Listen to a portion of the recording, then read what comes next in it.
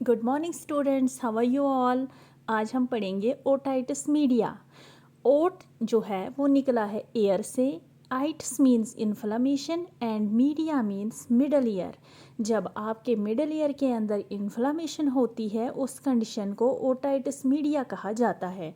अब आप सोच रहे होंगे कि ओटाइटिस मीडिया को रेस्पिरेटरी सिस्टम या रेस्पिरेटरी डिसऑर्डर से क्या ताल्लुक है, तो मैं बताती हूँ। ये जो डायग्राम दिख रही है स्क्रीन पर, लेफ्ट साइड में एक्सटर्नल ईयर का डायग्राम है, टिम्पैनिक मेम्ब्रेन से उधर उधर।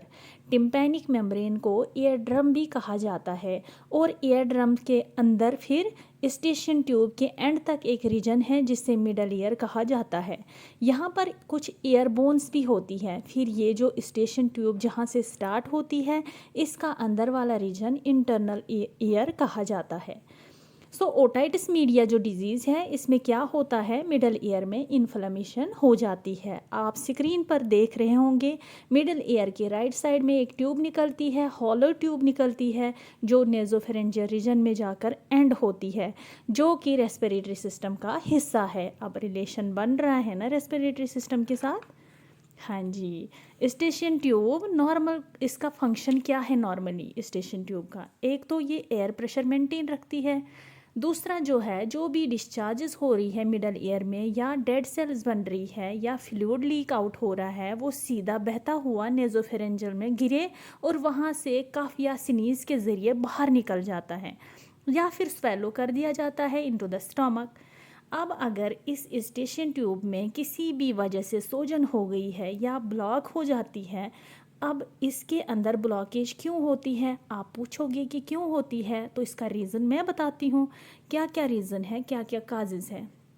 Allergy, cold, virus, flu, sinus infection और सिगरेट स्मोकिंग, ये काजेज़ अगर हैं, अगर आपके साथ ये हो रहा है तो उसकी वजह से क्या होता है, आपका जो स्टेशन ट्यूब है वो ब्लॉक हो जाता है या उसमें सूजन आ जाती है।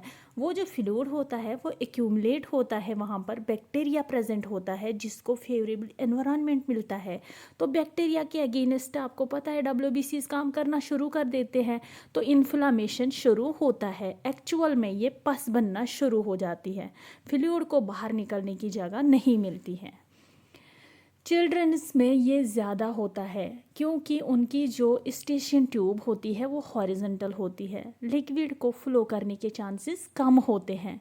सेकंड जो है वो ट्यूब बच्चों में शॉर्ट होती है, बैक्टीरिया को ट्रैवल करने का ज़्यादा मौका मिलता है। और बच्चों में जो ये स्टेशन ट्यूब होती है वो थोड़ा सा वाइड होती है, ज़्यादा ओपन नहीं होती है। अब इसके सिम्टम्स क्या हैं, इसके सिम्टम्स है एयर पेन, ठीक है, एयर में दर्द होता है।